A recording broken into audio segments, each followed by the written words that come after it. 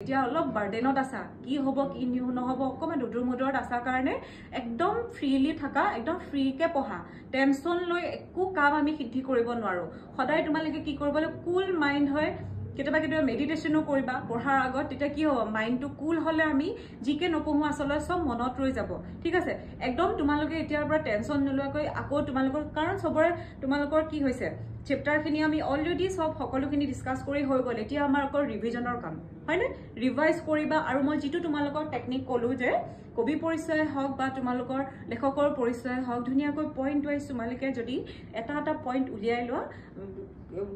সাহিত্যৰ আজিখিনি কথা বা লেখকৰ পৰিচয়ৰ কথা এই কথাখিনি তোমালোকৰ কি হ'ব যিখিনি তোমালোকৰ এতিয়া খেলিমেলি লাগি আছে যেতিয়া তোমালোকে পঢ়িলা পঢ়াৰ লগতে তোমালোকে লিখিলা লেখন শৈলীটি হৈ যোৱাৰ লগে লগে কি হয় জানানে আমাৰ মনত ৰোৱাৰ কেপাসিটিটো আৰু ষ্ট্ৰং হৈ যায় একদম চিন্তা নকৰিবা পাৰিবা এতিয়াৰ পৰা তোমালোকে মুঠতে জোৰ দিয়া আৰু ৰিভিজন কৰা ষ্টাৰ্ট কৰি দিয়া